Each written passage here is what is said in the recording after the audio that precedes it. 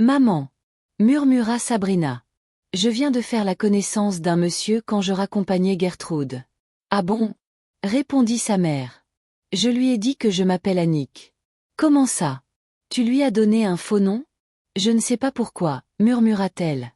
C'est sorti comme ça, sans que je m'en rende compte.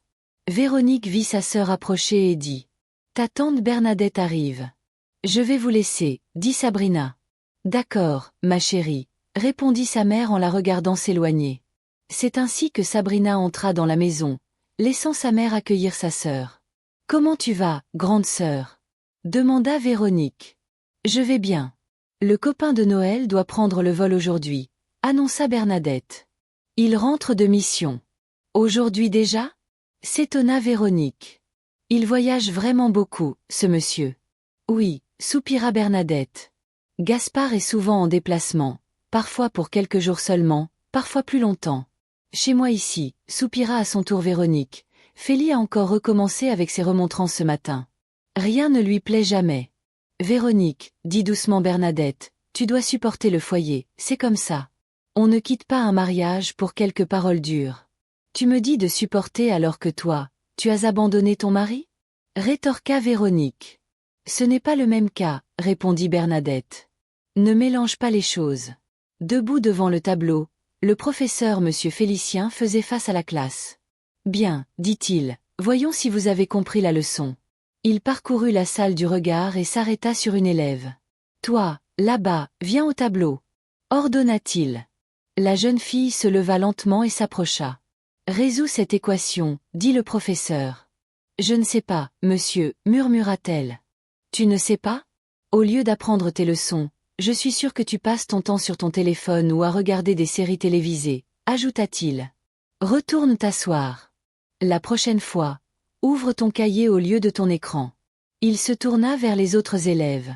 Que cela vous serve de leçon. En mathématiques, on ne triche pas avec le travail. Bernadette venait de rentrer à la maison. Maman, dit Noël, tonton Charles t'a appelé tout à l'heure. Lui encore? Répondit-elle. Qu'est-ce qu'il veut? Je ne sais pas, mais il insistait. Il a demandé de tes nouvelles.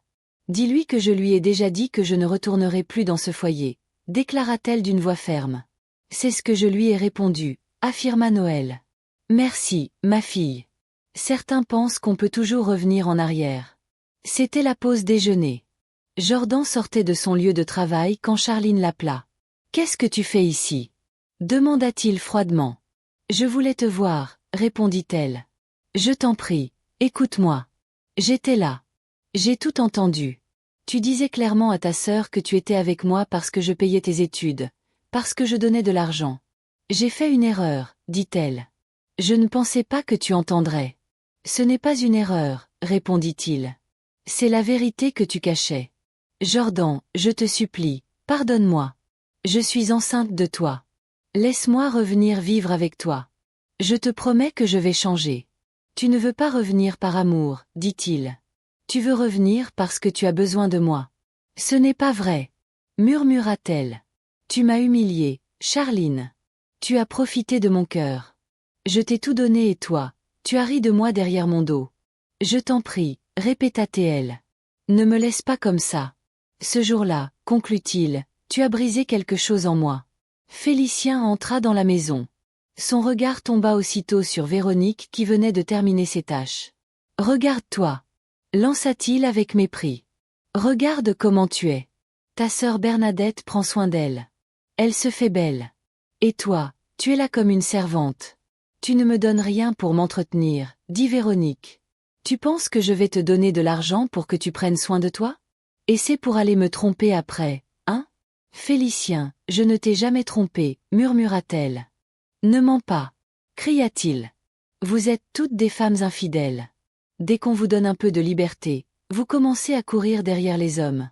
Sabrina s'était cachée derrière le rideau. Elle voyait son père debout, le visage fermé et sévère, accuser sa mère de toutes les fautes possibles comme si elle était responsable de chaque malheur dans le foyer. Pourquoi papa méprise-t-il tant maman? Pourquoi maman accepte-t-elle de souffrir dans ce foyer? C'est toujours la même chose. Il est toujours en train de lui faire des remontrances, toujours à lui rappeler qu'elle est une femme infidèle. Félicien alla au salon. Son regard était différent. Il n'était pas rempli de colère. Écoutez-moi bien, Patrick et Loli. Ce week-end, vous sortez. Vraiment, papa? Demanda Patrick. Oui, reprit Félicien en sortant un portefeuille de sa poche. Je vais vous remettre l'argent pour vos sorties. Combien? Demanda Loli avec curiosité. Juste assez pour vous amuser, répondit-il. Merci papa. Dirent-ils en chœur avec enthousiasme. Sabrina, en silence, les observait. Son cœur se serra. Elle voyait les sourires de ses frères et sœurs. Puis elle alla dans la cuisine. Sabrina était assise à la table de la cuisine, triant ses cahiers, lorsque la porte s'ouvrit. Sabrina! Cria son père.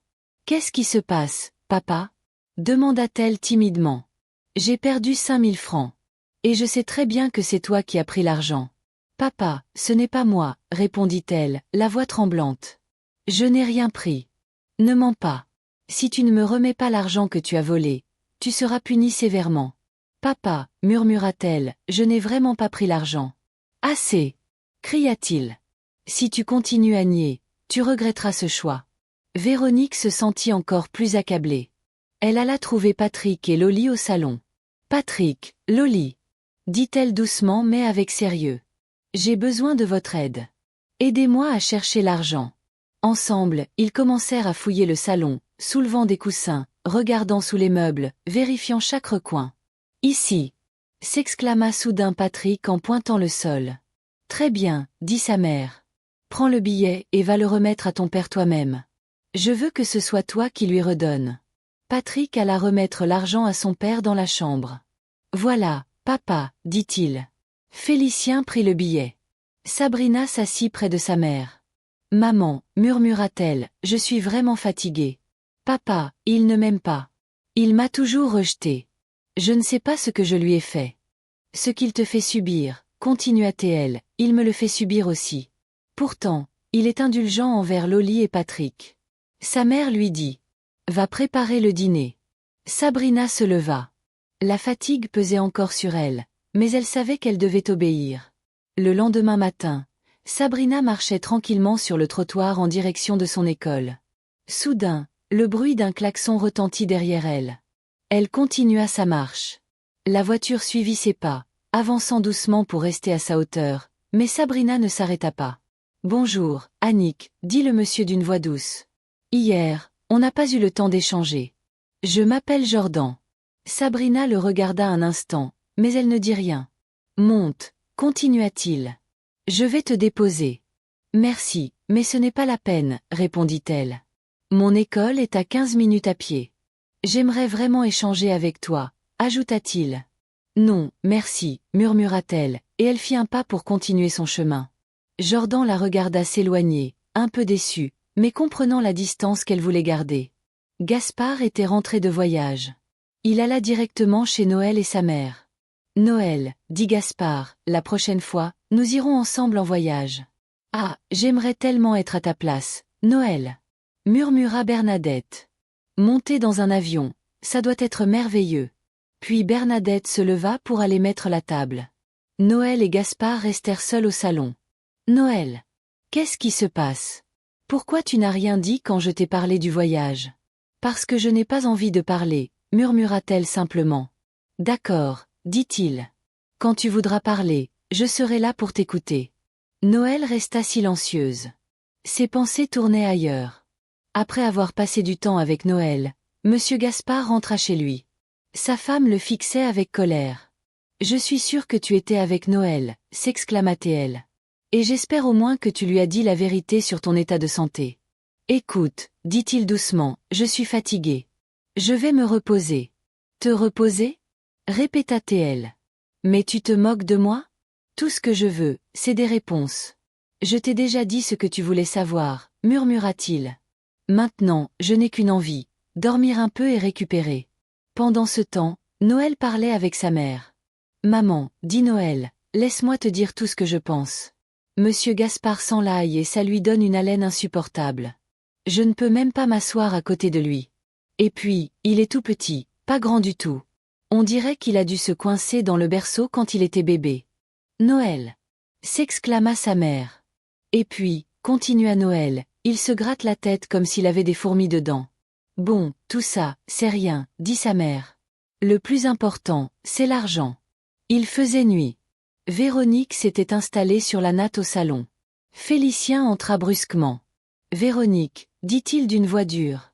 Je t'ai demandé de dormir avec les filles. Et toi, tu continues de dormir ici, dans le salon? Je préfère dormir ici, répondit-elle. Exactement, dit-il d'un ton sec. C'est là que se trouve ta place. Sache que partout où tu iras, je te retrouverai. Tu peux tenter de fuir. Tu verras bien. Elle le regarda sans dire un mot. Félicien jeta un coup d'œil vers la porte puis parla à voix basse. Trouve-moi dans la chambre, dit-il. Non, je ne me sens pas bien, répondit Véronique. Tu veux que j'emploie la force? Dit Félicien avec colère. Véronique lui dit alors. Donc, si j'étais dans la chambre des filles, tu allais entrer dans leur chambre pour me demander de te rejoindre? Je ne veux plus de cette vie. Tu ne veux pas qu'on partage la même chambre? Je dors au salon, mais quand tu veux satisfaire ta libido, tu me demandes de te rejoindre dans la chambre. Et quand tu as fini, je reviens dormir au salon. Il la regarda avec mépris et dit. Tu me suis maintenant ou j'emploie la force? C'est ainsi qu'elle se leva et le suivit. Pendant ce temps, chez sa sœur Bernadette, Noël avait rendez-vous avec ses copines. Elle vint demander la permission. Maman, je sors un moment, dit Noël. Non, dit sa mère. Et si monsieur Gaspard vient et qu'il ne te trouve pas? Maman, tu exagères. Est-ce que tu sais ce que je subis quand je suis seule avec lui? Je me sens obligée de reculer de 3 pas pour respirer. Ça suffit avec tes critiques. Quelques jours plus tard, Sabrina avait fini les cours. Elle rentrait à la maison quand Jordan lui proposa une balade. Elle refusa, il insista et elle finit par accepter. Après 30 minutes de route, Jordan gara la voiture devant un restaurant de luxe. Ils descendirent et entrèrent. Sabrina regardait partout, les tables, le décor. C'était la première fois qu'elle mettait les pieds dans un endroit pareil. La serveuse arriva pour prendre les commandes. « Et si on prenait une friture avec du poulet rôti ?» proposa Jordan calmement. « Oui » murmura-t-elle. Elle avait déjà entendu parler du poulet rôti, mais elle n'en avait jamais mangé. Après la commande, Jordan lui dit. « Tu sais, Annick, je ne vais pas tourner autour du pot. Depuis le jour où je t'ai vue, je n'arrête pas de penser à toi. » Je ne m'appelle pas Annick, dit-elle. Je m'appelle Sabrina. Peu importe le nom, répondit-il. Ce que je ressens pour toi, c'est ça le plus important. Le repas arriva. Elle ne savait pas comment utiliser les cuillères et les fourchettes à table. Je n'ai pas très faim, dit-elle. Moi non plus, dit-il. Il se leva, alla se laver les mains, revint, prit quelques frites avec la main et mangea tranquillement. Puis il prit un morceau de poulet. C'est très bon, dit Jordan. Sabrina se leva, se lava les mains. Elle revint, puis prit un morceau de poulet. À la première bouchée. C'est très bon, murmura-t-elle. Après le repas, les assiettes étaient presque vides. C'était bon, hein? Dit Jordan. Oui, très bon. Répondit-elle timidement. Il lui dit. Sabrina, j'aimerais te revoir. Ce n'est pas facile. Mon père est très sévère. Il n'aime pas que je sorte. Je comprends. C'est bien aussi, ça veut dire qu'il te protège. C'est un père exemplaire. Est-ce que je peux avoir ton numéro? Je n'ai pas de téléphone. Mon père n'a jamais voulu que j'en aie. Vraiment? Il la regarda avec douceur. Je ne m'y attendais pas. Pendant ce temps, Bernadette alla rendre visite à sa sœur. Bernadette! S'exclama Félicien. Quelle surprise! Je suis content de te voir. Bonjour Félicien, répondit-elle calmement. Je venais voir ma sœur. Véronique est allée au marché, dit-il. Et Noël? Elle va bien? Elle va bien, répondit Bernadette. Monsieur Gaspard a loué une nouvelle villa dans un quartier chic pour nous. Je venais annoncer la bonne nouvelle à Véronique. Noël est une fille très ambitieuse. C'est pourquoi elle a eu la chance de croiser un homme comme Monsieur Gaspard. D'autres filles auraient refusé parce qu'il est marié. Elle a de l'avenir. Elle sait ce qu'elle veut dans la vie, dit Félicien avec admiration. Les gens disent que je l'encourage à être avec un homme marié, dit Bernadette. Jordan et Sabrina étaient dans une boutique. Il la laissa faire son choix. Quelques instants plus tard, elle lui montra un téléphone moins cher. Il lui en proposa un autre plus sophistiqué pour apprendre et faire ses recherches. Pendant qu'il parlait, il reçut un appel. Il avait une urgence. Il devait retourner au travail. Il lui promit d'acheter une carte SIM le lendemain. Pendant que Véronique faisait la cuisine, Loli vint lui parler. « Maman » dit-elle sans détour, « j'ai un problème. »« Quel problème » demanda la mère. « Je ne vois pas mes règles. »« Comment ça, tu ne vois pas tes règles ? Explique-toi bien. »« Ça fait un moment que ça ne vient pas, » répondit Loli en baissant la voix. « Depuis quand » demanda la mère, plus sérieuse. « Depuis quelques semaines, » répondit Loli. « Je pensais que ça allait venir, mais rien. »« Loli, ce n'est pas quelque chose à prendre à la légère. Tu aurais dû m'en parler plus tôt. Si c'est une grossesse, qui est le père ? » « C'est Clément, » murmura Loli. « Clément » dit Véronique. « Tu parles du jeune vagabond là qui vole les poulets du voisin ?» Loli sortit de la cuisine. Elle se dirigea au salon et croisa Sabrina qui venait de rentrer. Sabrina alla dans la cuisine et montra le téléphone à sa mère. Elle parlait à voix basse, presque en chuchotant. Loli se tenait discrètement. Elle écoutait. Lorsque Sabrina sortit de la cuisine, Loli se glissa derrière elle, silencieuse comme une ombre. Elle la suivit jusqu'à la chambre et observa caché l'endroit où Sabrina rangea le téléphone. Peu après, Sabrina ressortit. Loli prit l'appareil et alla dans la chambre de son père et lui montra le téléphone. Puis elle lui dit que ce téléphone appartenait à Sabrina. Félicien se leva puis se dirigea vers la cuisine. « Sabrina » demanda-t-il d'une voix dure. « Où as-tu trouvé l'argent pour acheter un téléphone aussi cher ?»« Papa, ce téléphone ne m'appartient pas, » répondit-elle. « Il est à Gertrude. »« Depuis quand Gertrude peut s'acheter un téléphone qui coûte aussi cher ?»« Loli, va chez Gertrude, » ordonna son père. « Dis-lui de venir ici immédiatement. » C'est ainsi que Loli alla chercher Gertrude sans rien lui dire.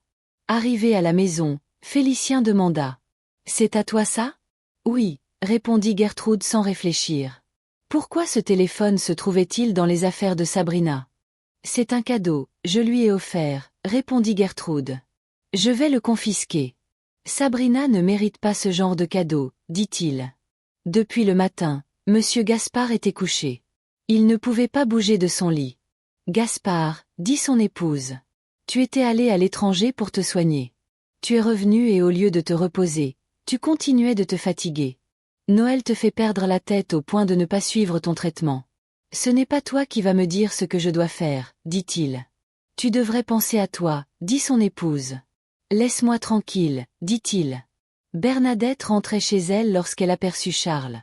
Pourquoi tu ne veux pas comprendre ? Demanda-t-elle. Je ne veux plus de toi. Comment as-tu su qu'on habite dans ce quartier ? Bernadette, reviens à la maison avec Noël, s'il te plaît. Noël n'est pas ma fille biologique, mais c'est moi qui l'ai élevée. Si je me suis opposée à sa relation avec Gaspard, c'est parce que Gaspard est mon ami.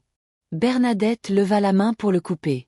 Justement, c'est pour ne pas toucher ce sujet que je te demande de partir, répondit-elle. D'accord, je m'en vais. Mais sache que tu n'auras plus de mes nouvelles, dit Charles.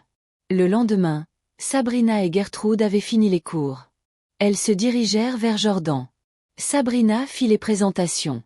Après avoir retiré du prix congé, Sabrina murmura. « Jordan, mon père a confisqué le téléphone. »« Ce n'est pas grave, dit-il doucement.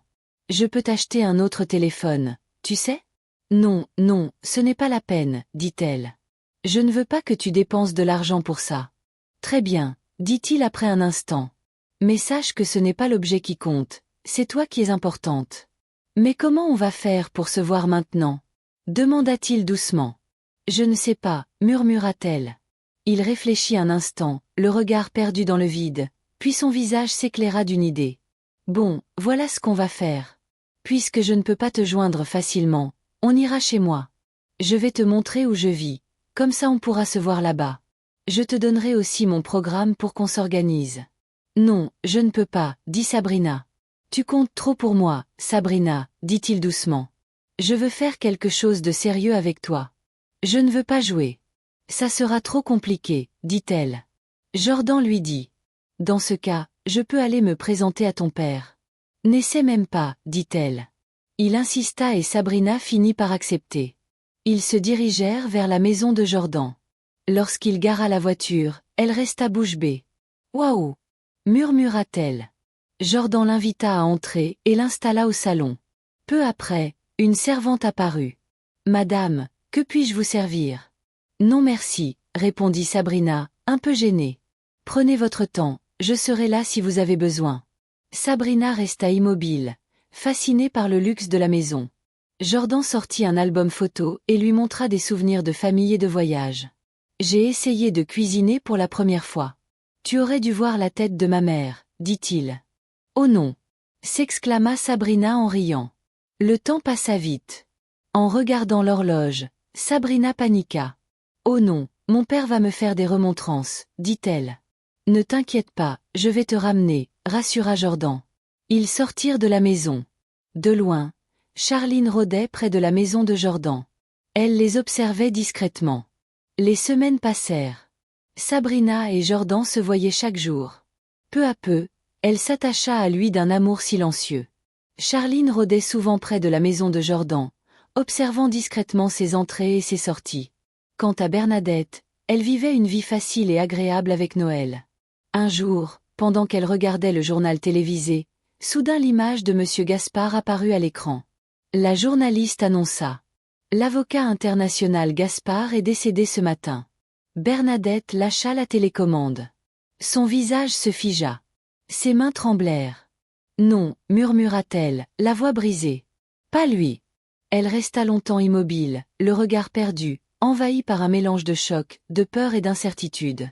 Un après-midi, Sabrina se rendit chez Jordan, mais il n'était pas encore rentré. Elle repartit sans savoir que Charline la suivait discrètement. À peine Sabrina avait-elle franchi le seuil qu'on frappa à la porte. Loli ouvrit et Charline entra de force, se dirigeant vers le salon. « Il y a une fille dans cette maison qui entretient une relation avec mon mari. » cria Charline. « À cause d'elle, il m'a chassée alors que je suis enceinte. »« Vous vous trompez de maison ?» répondit Félicien. « Non, je l'ai suivie. Elle vient de rentrer dans cette maison. » Félicien cria le nom de Sabrina. Lorsque Sabrina apparut, Charline la désigna aussitôt. « C'est elle. » Félicien déclara à Charline. « Madame, considérez que votre foyer est en sécurité maintenant. Donnez-moi l'adresse de votre maison. » Elle lui donna l'adresse puis s'en alla. Après le départ de Charline, Félicien enferma Sabrina dans la chambre puis sortit avec les clés. Il prit un taxi et se rendit chez Jordan. Devant la maison, Jordan était sur le point de monter dans sa voiture. Félicien lui dit. « Je veux parler au mari de la femme qui habite cette maison. Je suis le propriétaire, mais je ne suis pas marié, dit Jordan. Tu penses que tu es plus beau que moi? Je ne veux plus jamais te voir avec ma fille, dit Félicien. Entrez, répondit calmement Jordan. On peut discuter tranquillement? Il n'y a rien à discuter, lança Félicien. Ne t'approche plus jamais d'elle. Monsieur, votre fille n'est pas un objet, dit Jordan. Elle m'appartient? Elle est à moi? Elle ne t'appartient pas. Félicien cria puis s'en alla. Jordan resta un moment immobile devant la porte, le regard perdu. Les paroles de Félicien tournaient encore dans sa tête sans qu'il en comprenne le sens. Un sentiment d'inquiétude l'envahit, mêlé à une profonde incompréhension. Quand Félicien arriva à la maison, il coupa les cheveux de Sabrina, prit ses vêtements et les jeta à la poubelle. Sa mère ne lui avait donné qu'un morceau de pagne pour se couvrir, car sa seule autre tenue était celle de l'école. Le lendemain matin, Sabrina devait se rendre à l'école. Félicien l'accompagna jusqu'au portail et lui dit « Après les cours, rentre directement à la maison. » Sabrina entra dans la cour de l'école, mais dès qu'elle le put, elle alla se cacher dans les toilettes. Quelques minutes plus tard, elle sortit discrètement et quitta l'école. Ce jour-là, elle ne rentra pas à la maison. Les jours passèrent et Sabrina disparut sans laisser de nouvelles. Félicien accusa Jordan de la séquestrer. La police perquisitionna chez lui mais ne trouva rien. Véronique, désespérée, la chercha en vain.